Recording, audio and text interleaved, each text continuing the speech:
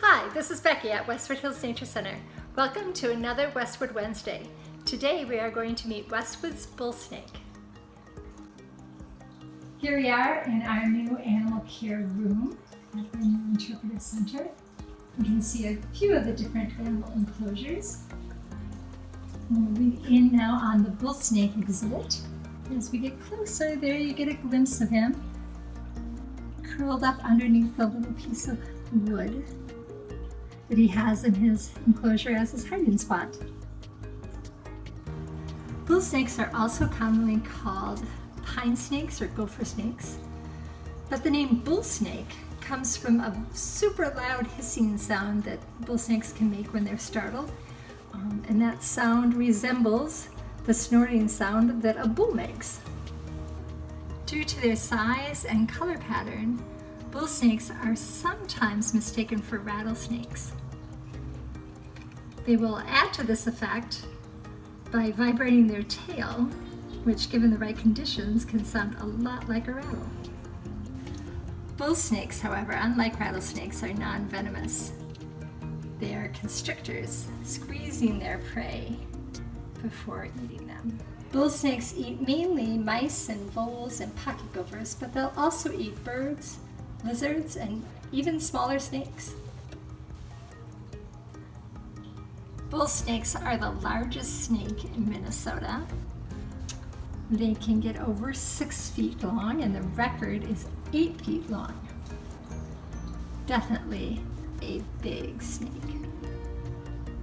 Snakes continue to grow throughout their life, and as they get bigger, they shed their skin all in one long piece, and it comes off inside out, kind of like sometimes your sock comes off inside out.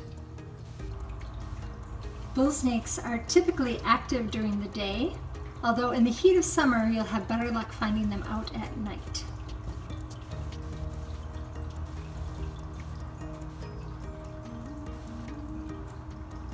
You can notice the snake sticking its tongue in and out. That's how snakes smell. They pick up the scents in the air but with the tips of their tongue, and the two forked ends can help it tell which direction its prey is.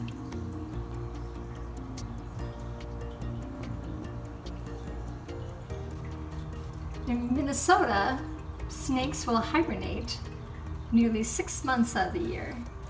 They will go in underground burrows of other animals and spend the winter below the frost line. I brought the snake out of its enclosure now to see if it's going to eat a mouse. We'll watch and see what happens here. Just gotta hold it.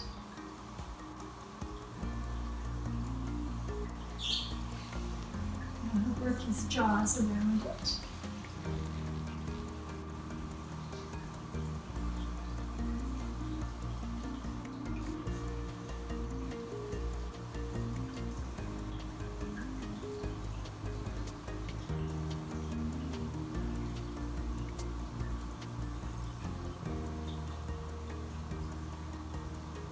Just a little bit of tail left.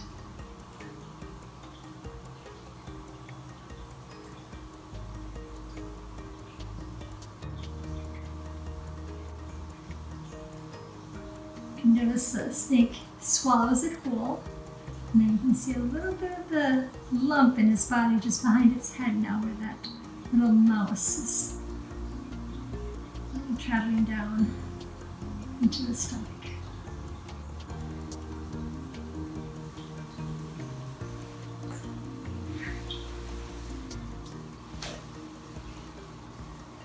And that's all. That's all for today. Thanks for joining us. We'll see you next time.